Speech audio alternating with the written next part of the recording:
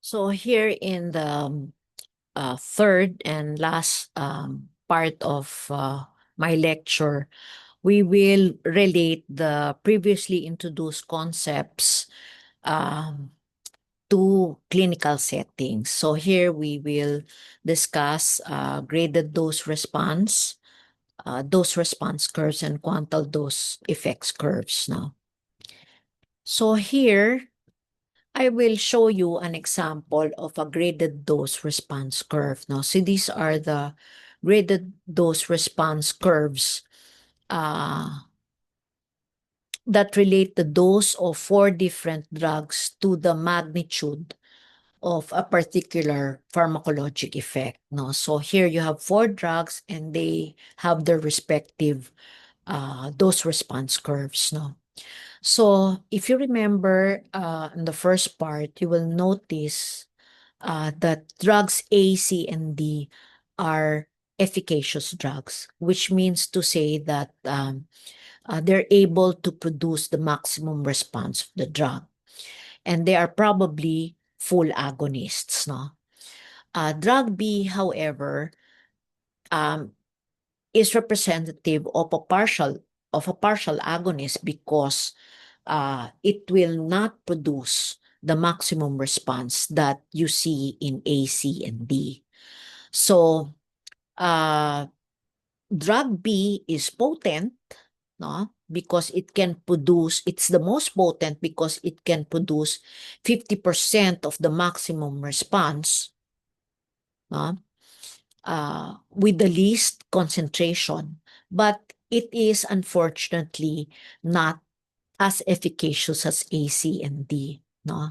So the usefulness of interpreting this particular graded dose response curves uh, will have to depend on the clinical context. Now, for example, you want to sedate a person, no, who is about to be operated on.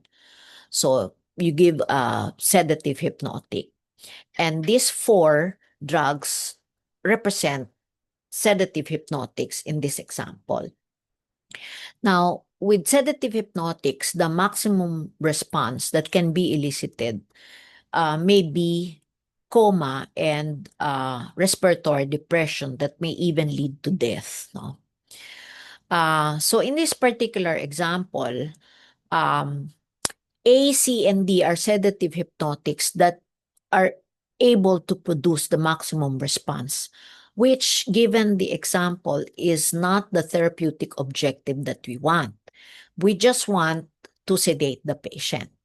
So, in terms of having the best safety profile, I would probably choose curve B, no? Because curve B, there is no danger of eliciting deep coma and respiratory depression and death. No, it's probably partial agonist at the receptors. No, but it is potent, so I can give the least amount of drug to produce 50% of the maximum effect. And if 50% of the maximum effect correlates with sedation, then that answers my therapeutic objective. No? So even if in this particular example, um, B is a partial agonist and will therefore not give you the maximum response, it doesn't mean that it's the inferior agent. No? It's probably the agent of choice here, given the example and the therapeutic objective in the clinical context. Now, let's look at a situation wherein these 4 curves represent 4 antibiotics. No? And the maximum response is 100% bactericidal effect. No? So 100% eradication of bacteria or the infectious agent. Then, of course, I will choose either A, C, and D. No? Because A, C, and D will produce the maximum response, even if they are less potent than B. B is the most potent, therefore it will give me 50% bactericidal death, no? 50% um, eradication of the bacteria or the infectious agent, uh, which is not my therapeutic objective, because my therapeutic objective is for the patient to get rid of the infection. No? So even if it's potent and therefore the more economical, I will not choose that in this particular um, context. No? Now, going back to the example of sedative hypnotics, no? So, for example, if you're dealing with these four curves, I just want to point out that letter D has a very sharp slope, no? Which probably suggests that it is the least safest, the most dangerous if we're talking about sedative hypnotics. Because if you analyze the curve, no, just a small increase in the dose, very small increases in the dose may escalate the clinical effect from mere sedation and hypnosis to the maximum effect, which is deep coma, respiratory depression, and probably even death. No? Okay. Now, just for review, no, we again present the concept of potency and the concept of efficacy here. No? Okay. Just a review of the previous uh, information that we presented. If the KD of an antagonist is low, this means that the amount of agonist that must be added to the system to surmount or overcome the former's effect should be what? Should be more or greater, or be less or smaller. So if you answered more or greater, then you're probably correct, no? Because if the KD of an antagonist is low, it means that it does not dissociate rapidly from its receptor, okay? And therefore, you need more competitors to the antagonist to be able to grab or get into the remaining receptors that are left, no? If the question is reversed and you have a KD that is high, it means to say that the binding affinity of that antagonist to the receptor is low. So a high KD means that the antagonist rapidly dissociates. Then at any given time, you have more available receptors to which the agonist can bind to. No? And therefore, you need a smaller amount of agonist to be able to surmount the effect of the antagonist with a high KD. So if the question were the opposite, then your answer should be less or smaller. Now, let's go to dose-response relationships. Now, if the graded dose response reflects the effect of various doses of a drug on an individual, whereas the quantal dose response is the effect of various doses of a drug on a population. So a quantal dose effect curve will reflect the percentage of individuals in a population that experiences a specific all or none response given the drug at various doses. No? So there are three indices that are important in the concept of quantal dose effect curves. No? The ED50 is the dose that is effective or produces a therapeutic effect in 50% of your subjects. The TD50 is the dose that causes toxic effects in 50% of the patients. And LD50, which is only done or determined in animal studies, is the dose that is lethal in 50% of the subjects. So ideally, a drug has an LD50 that is way, way above the ED50. No? as shown in the curve, no? So ideally, you should have an LD50 that is far, far away from the therapeutic range of a drug, no? Now, if you see here, ideally also, the TD50 should not overlap, with the ED50 of the drug, no? Because as you see in this curve, no, the TD50 the curve for the TD50 overlaps with that of the ED50. So it means that at higher concentration, at higher doses, even if you are still in the therapeutic range, you may already see adverse effects manifesting in some patients. So ideally, dapat hindi sila magka-overlap or very minimal lang yung overlap nila. And the more overlap you have, the more you need to be careful of the dosing, no? And you should be able to monitor the patients very closely. If there is a safer drug available that will have an equivalent effect, then by all means, no, you use that safer option. Okay. Now, the therapeutic index is an index that relates the dose of a drug needed to elicit a desired effect to that which produces an undesired effect. It is computed by dividing the TD50 over the ED50. And the higher the therapeutic index, the safer the drug, no? Because it means that there's a large margin between the effective and the toxic doses of the drug. A therapeutic index that is low will reflect a narrow safety margin. So here you need to closely monitor the patient while on a drug with a narrow safety margin. If there's a safer alternative, then you go for the safer alternative. Okay. Let us look at the variations in drug responsiveness. No?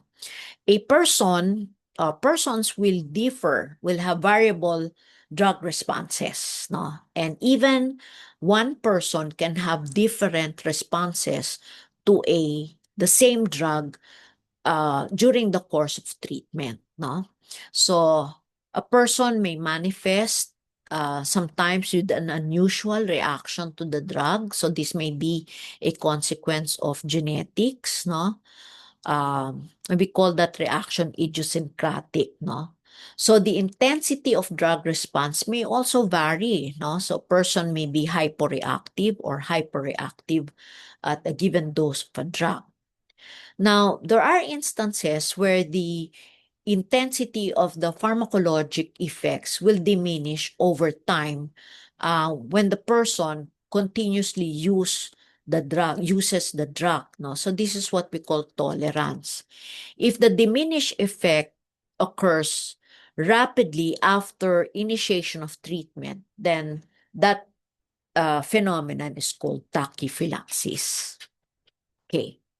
So important considerations should be borne in mind before we prescribe drugs to our patients, no? So we have one important consideration will be factors that may affect how the person responds to the drug that we are going to prescribe, no? So during treatment and probably a history, no, past history, but to determine if the person has experienced a diminution of the effect of the drug, no? So this would suggest tolerance or tachyphylaxis, no? And we need to monitor the patient while the patient is taking the drug that we have prescribed, no? Now, we also need to consider the age, the sex, the body size, any morbidities or diseases that the patient will have, their genetics, no? And any other drug that the patient is taking that will have unfavorable drug interactions with the medication that we're going to prescribe, no? Okay, because these are all factors that will affect how the patient will respond to the drug. So it is said that there are four mechanisms contributing to responsiveness of a drug. In the first mechanism, patients can differ in how in their kinetic processes, no? They can differ in how they absorb, they distribute, they can metabolize or eliminate the drug. Okay? So,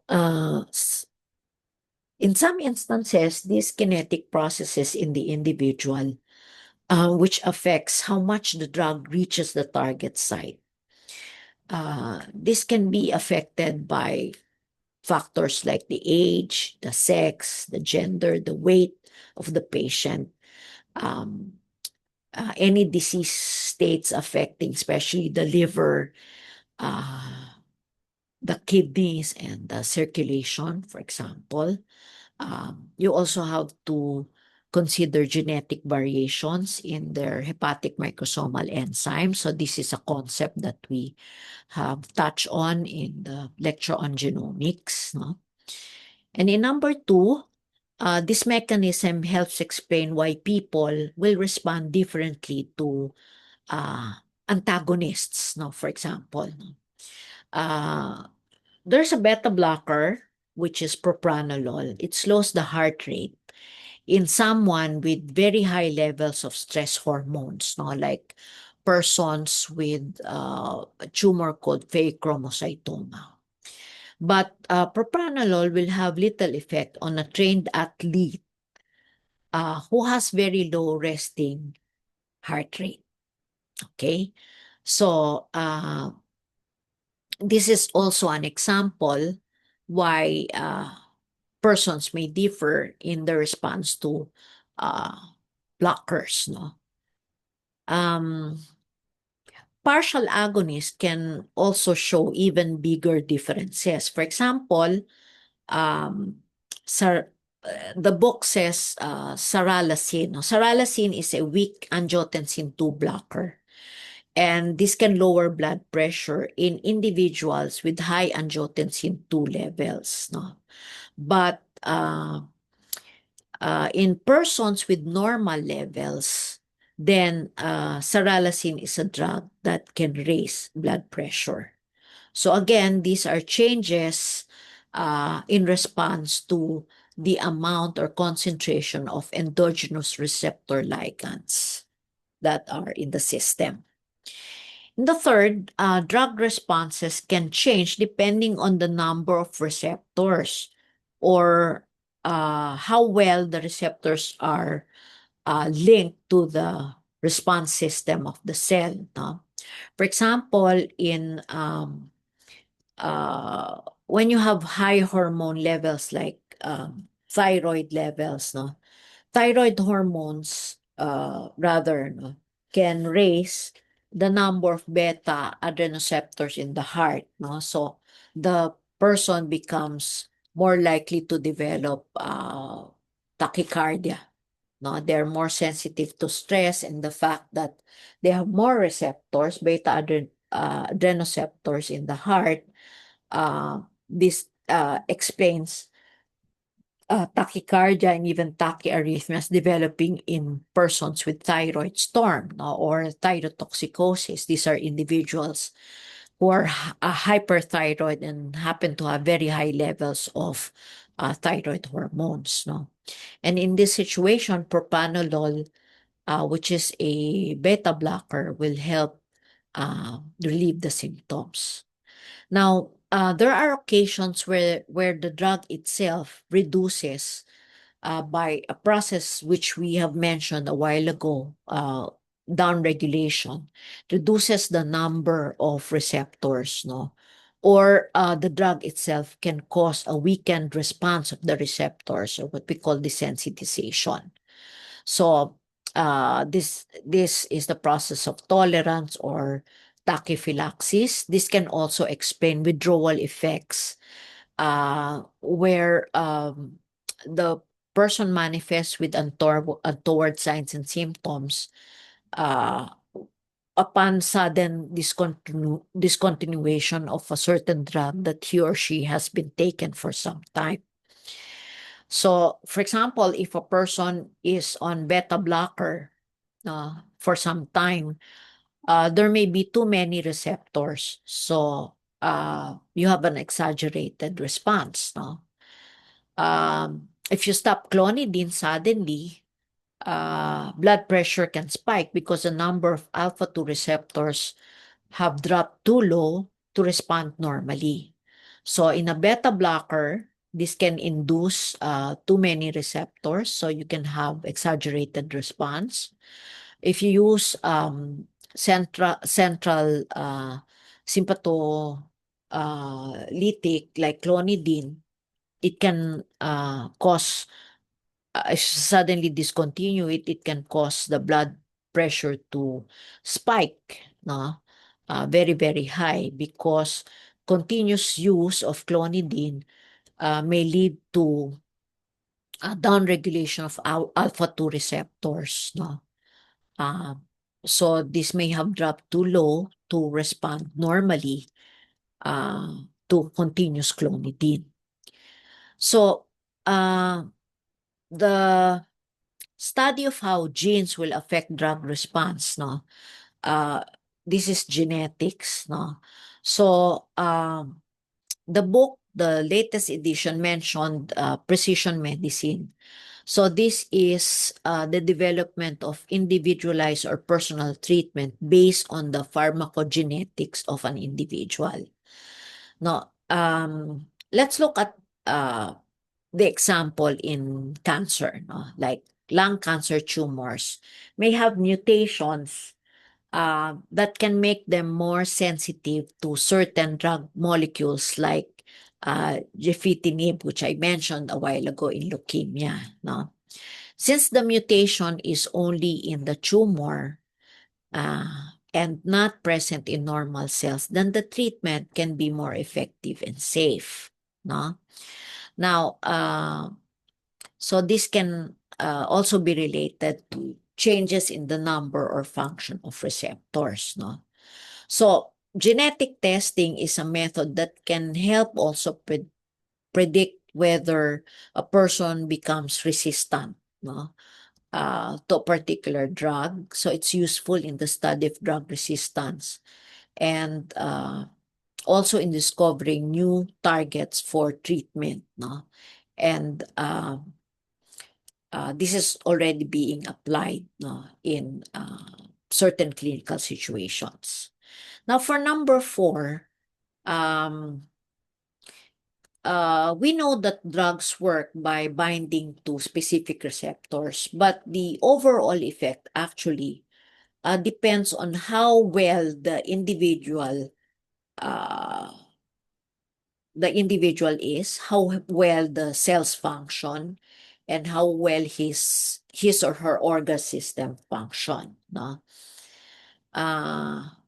So changes in these post-receptor processes is said to be the most common reason why people respond differently to drugs. No? So in practice, before a starting treatment, the physician should consider these factors that we mentioned. No? And crucial will be, of course, determining the correct diagnosis. No? And right now, we should capitalize on drug development because we have increasingly developed more drugs that have better safety profile because their action will be more targeted. No? So drug therapy is said to work best when it's targeting or focusing on the real cause of the disease. No? Now, sometimes we have to consider the overall response of the body to the presence of a drug. No? So even when we make the right diagnosis and we pick the right drug, sometimes the body may try to counteract the drug's effect. No? An example for this is the body can increase sympathetic activity or retain fluid um, in response to an antihypertensive. No? So this is a way that the body initially reacts or responds to the antihypertensive, no? Because as the blood pressure lowers, the body will mount mechanisms that will try to pull back the blood pressure higher. No? And one strategy of the body is to increase sympathetic outflow and or cause retention of salt and water. No? So the initial effectiveness of the antihypertensive may be compromised by these responses that the body mounts. No? Now, in these cases, when this happens, no, one alternative is to add a second antihypertensive, which will counteract the body's response. No? Like, for example, um, uh, a diuretic may be added, no, to counter fluid retention in the example that I mentioned. Okay, so we look now at the beneficial versus the toxic effects. So these are important considerations in the clinical setting. So sometimes the benefits or the therapeutic effects and the toxic effects are mediated by the same mechanism, the same receptor effector mechanism. No? And in fact, many of the side effects of a drug are extensions of their pharmacologic action. No? So how do we prevent this from happening? Of course, number one is careful dose adjustment. And if there are certain, we can measure serum levels of the drug. So we have drug or lab monitoring or monitoring of its metabolites. No? We can take precautions, like for example, educate the patient to follow strictly the dosage, never to double the dose, etc. No? Or if there is a safer alternative, as I mentioned a while ago, then we opt for that. No? Or we can give a second drug to counteract the, or a second drug to reduce the dose of the first drug. So you have two drugs with the same effect, no, and the addition of the second drug will enable the reduction of the dose of that drug which is manifesting with the toxic effect. Okay. The second one is the beneficial and toxic effects may be mediated by the same type of receptors but in different tissues or by different effector pathways. No? So there are a lot of drugs that can cause both good and bad effects by acting on the same type of receptor but located in different parts of the body. No? So how do you prevent that? We use the lowest effective dose, no? We add another drug that works differently and causes different side effects. So this can help reduce the dose of the first drug. For example, since glucocorticoids will act on a lot of glucocorticoid receptors in a lot of cells, no, all over the body. So you will expect that it will have a lot of unwanted side effects, no, and not just the main therapeutic effect that you're after. So one of the strategies is to reduce the dose and add another immune drug, or immunosuppressive drug, for example, no. And when we target the drug more precisely, for example, no, this has to do with drug administration. You want to control the asthma. So you can have a formulation that will target only the site of pathology. like the giving of glucocorticoid inhalants rather than giving the glucocorticoid systemically through a pill, no? So with the inhalant formulation or administration, we limit the effect of the glucocorticoids in the airways and spare the rest of the body. The third, beneficial and toxic effects of a drug may be mediated by different types of receptors, no? So receptor subtypes. So new drugs with better receptor selectivity can offer